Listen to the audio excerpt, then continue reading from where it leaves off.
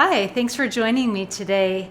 I wanted to talk about college cooking this week because a lot of people are back to school, and even if you're not physically back to school, you might be taking classes and needing to make a really quick lunch in between classes or a really quick dinner.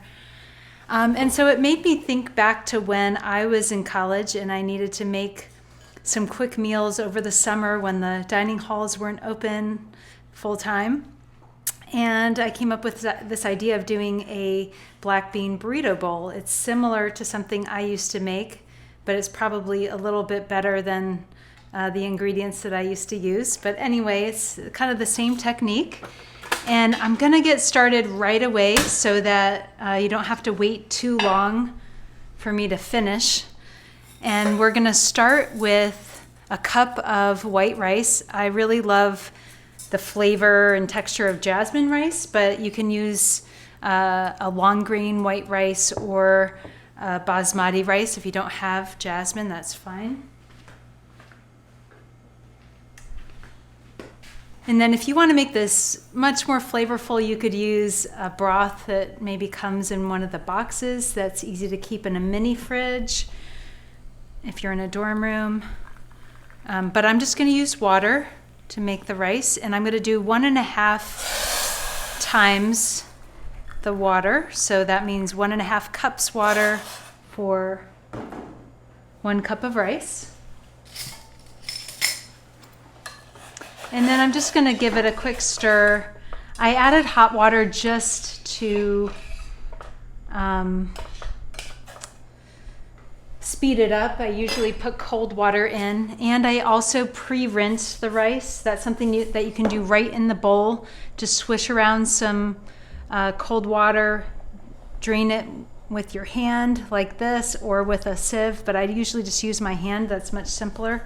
You can also pour it into a bowl if you're in a dorm room, and then you can, discard the water from the bowl later. I'm going to add some salt, maybe like 1/4 to 1/2 teaspoon of salt.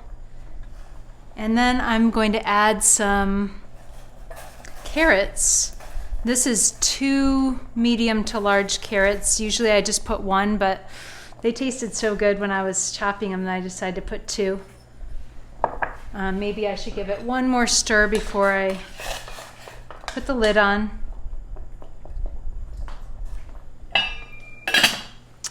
And now I'm going to wait for the steam to gather in the pot, and when I start to see steam coming out of the sides of the pot, I'll turn it down to as low as it will go. If I turn it down to low too quickly, the rice won't cook evenly. It won't get hot enough in the pot to actually steam the rice. So we don't want it to be just sitting in hot water. We want it to actually steam, which means we have to let the water boil, and you will see the steam coming out of the sides of the pot without even lifting the lid. So that's going to happen pretty quickly. Do you see the steam, Nelson? Yeah. Coming out right there. So I'll just let it cook like that for a few more seconds, and I will turn it down. If you're using cold water to start, of course, it'll take longer.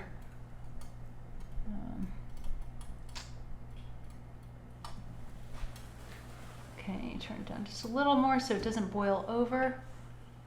This is definitely hard on one of these portable burners to get it to the right temperature. But speaking of burners, I used to use a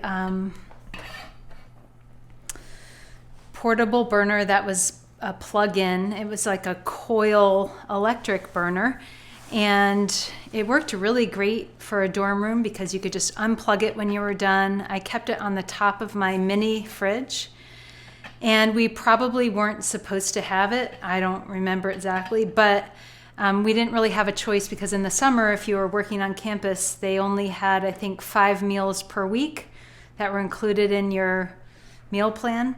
So the other, I don't know how many meals per week, I guess it would be 21 minus 5, you had to make yourself. So breakfast was pretty easy, but then lunch and dinner, oftentimes we would need to cook something.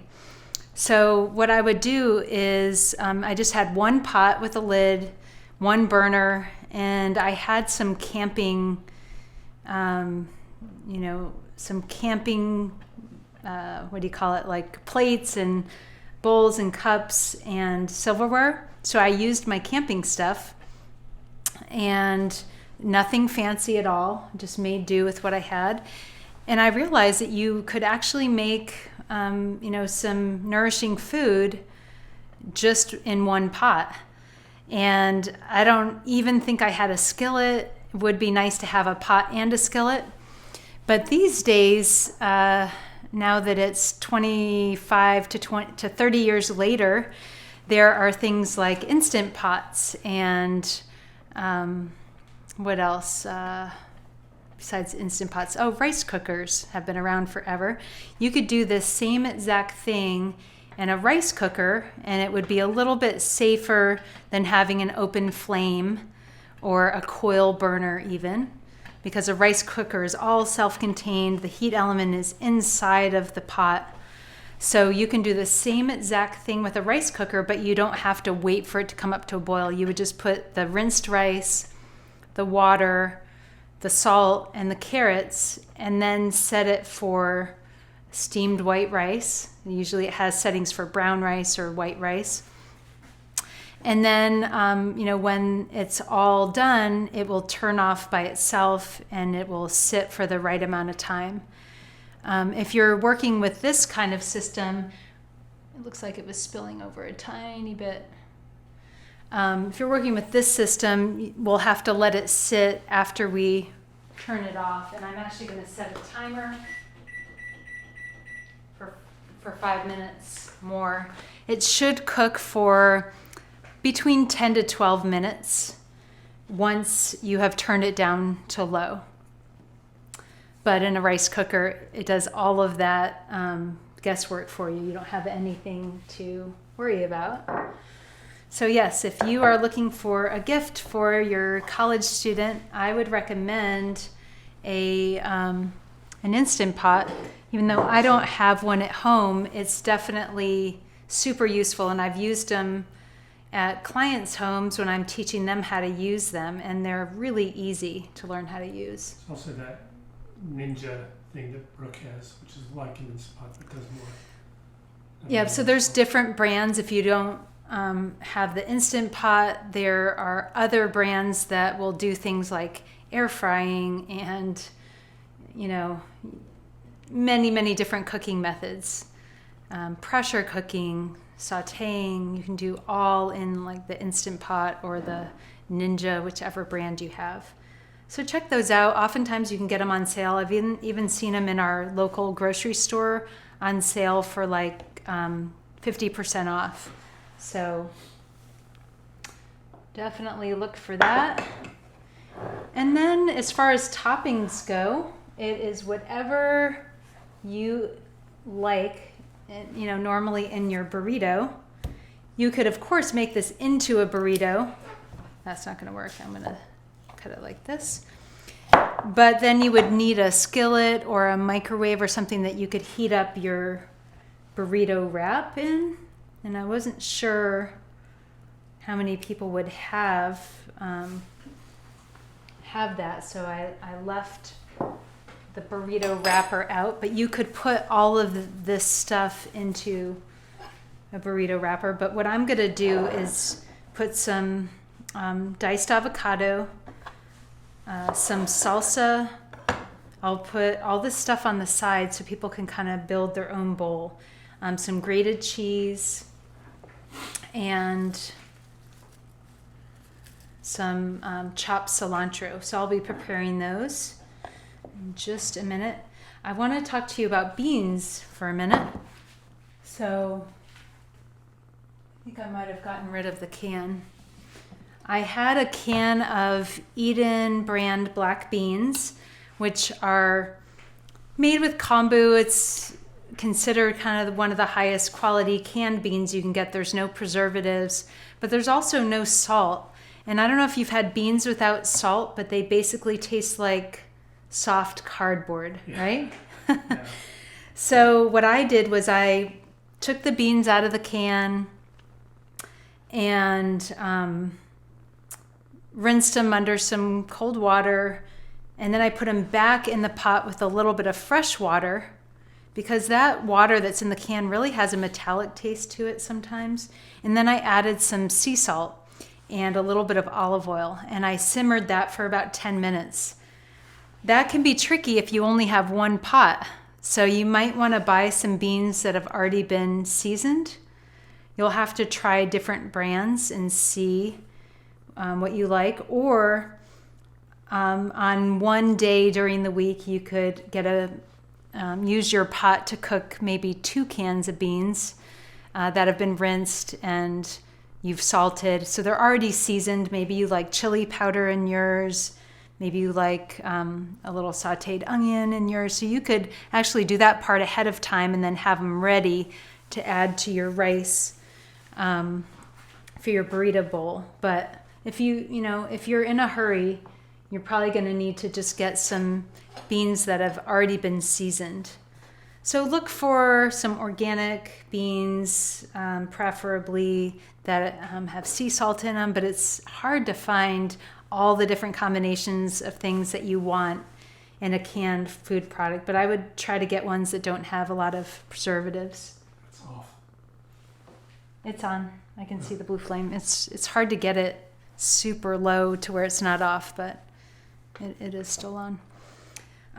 So anyway, when I was a student, I used to use Bush's baked beans. Have you ever had those? They're full of sugar, but I used to mix those right in with the rice after it was cooked, and then it was all seasoned. So I'm trying to modify this so that it's not a sugary dinner and use black beans. Okay. So I'm going to turn the rice off. I think it's been cooking around 10 minutes. And I'm going to leave the lid on for another, that's what I need to do, another 5 minutes. So in the meantime, can get the rest of our ingredients prepared. Be interested to know what you're going to put in your burrito bowl. We love avocado, salsa, cilantro. I also have some sauerkraut here.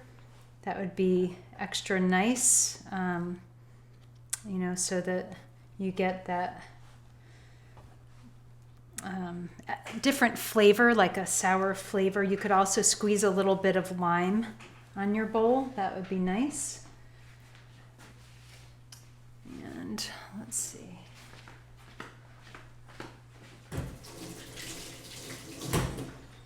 How messy that was going to be. So do some maybe avocado chunks. And we've got a salsa that was from Wheatsville Co-op that is a fresh salsa. I think that I used to use like a paste picante sauce, but most of the time I didn't even use salsa because I was using the baked beans and they don't really go with salsa. So this is an updated version of my college day bowls.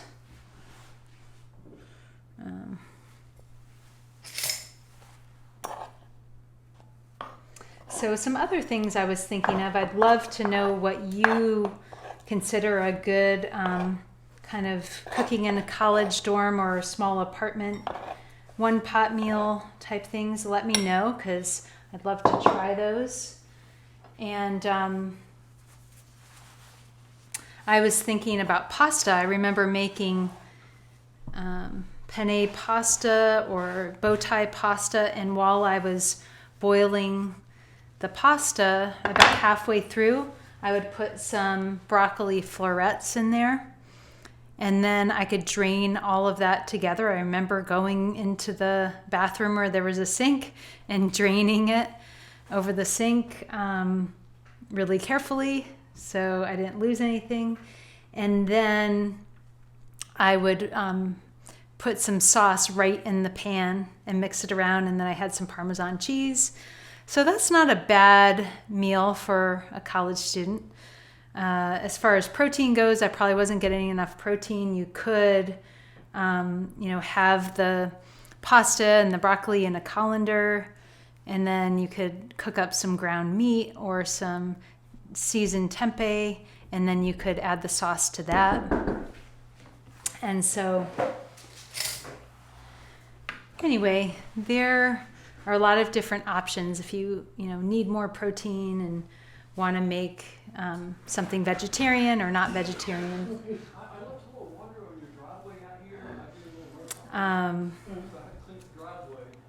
So we just have a couple minutes before this rice is ready.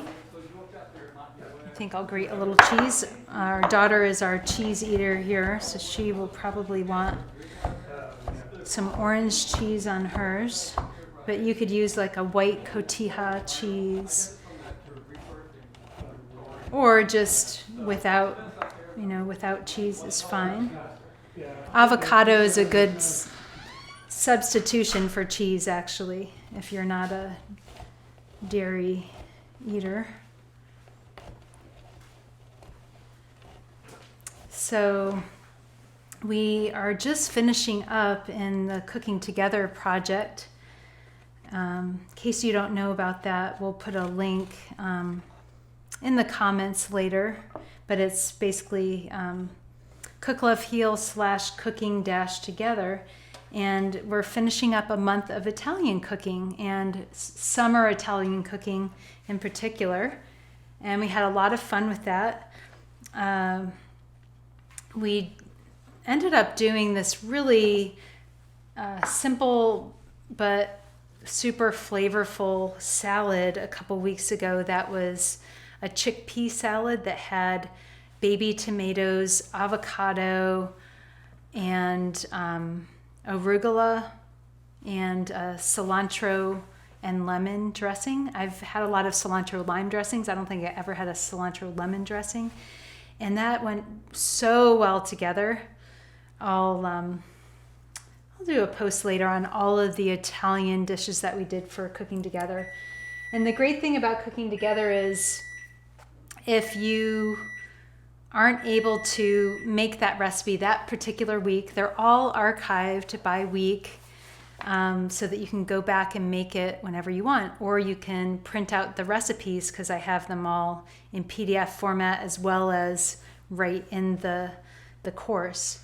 So if you wanted to kind of collect them together and say, well, I'm really in the mood for this fish dish this week, or I'm really in the mood for this salad or this soup, then you have the flexibility to do them whenever you want.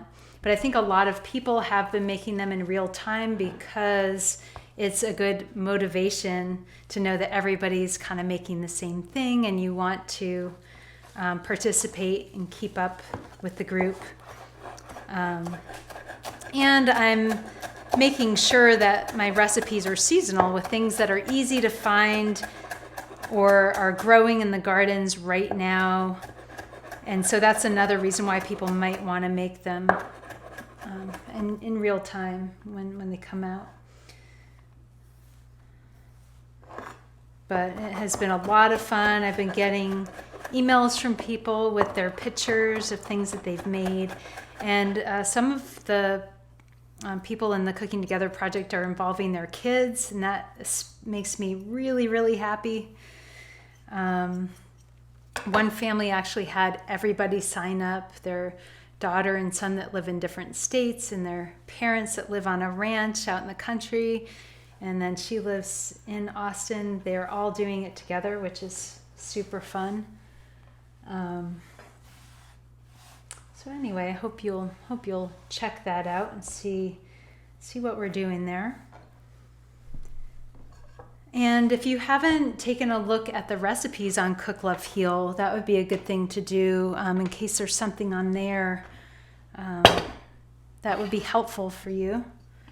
I've started putting some snack recipes, and we've got a lot of soups, salads, got some one-pot meals. What else do we have on there? desserts. Oh, wow. There's over 100 recipes now, so we probably should have a party about that. So I'm gonna fluff this rice up. The reason why it came out so kind of perfect, I have to say, is because I rinsed the rice and then I, let it come up to a full boil, turned it down as low as it would go, and then after the 10 minutes, turned it off without lifting the lid. I know my former students that are watching this have heard me say that a million times, but it's true. That's how you get the rice to be evenly cooked without pools of water or without dry patches on the bottom. Last night I made a real failure rice because I thought I had turned the burner off, but I actually turned it up. I was cooking with 2 burners on and turned the wrong one off and the wrong one up. So it burned on the bottom a little bit and was unevenly cooked. Some of the rice was crunchy, some of it was soft. And that was an example of a failed pot of rice. But this one came out perfect. I'm very satisfied with it. And then, different things you can do. You can either add the beans right into the rice, which is what I used to do when I was in college. And I encourage you to do that if that sounds good. But I was just thinking that since Izzy, our daughter, is going to be coming down soon. Can you see everything? Yeah.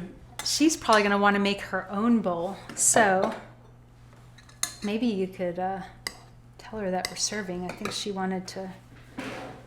was going to grate the cheese and everything, but I think she got occupied doing something. She's on a break during her virtual classes. They have an hour break for lunch. So you can take some of your rice and carrots and then your beans.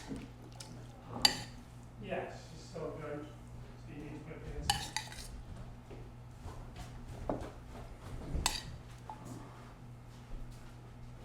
things. It's starting to look delicious. But, again, if you don't have 2 separate pots, you can put the drained beans right in there with the rice and mix it up. Cilantro, or you could top it with the cilantro. I kind of forgot. Put a little cheese if you want that. Some avocado. So this is starting to look like a college student's meal, right? Because it's loaded with toppings and it's pretty fun. I think I'll put some salsa on mine. I don't know, Nelson, if this is going to be picture worthy or not. Might have to do another one where I think out the, how I do it. Would you like to make a bowl? Sure. Okay, lots of toppings. Say hi to everybody. Hello. And then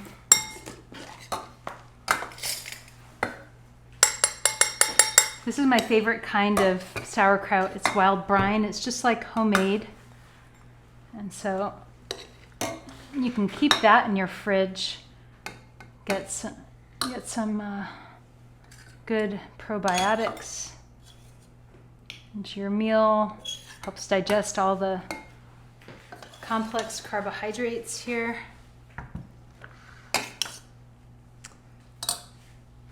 So Nelson, I think we'll have to make one more that's like a little bit prettier.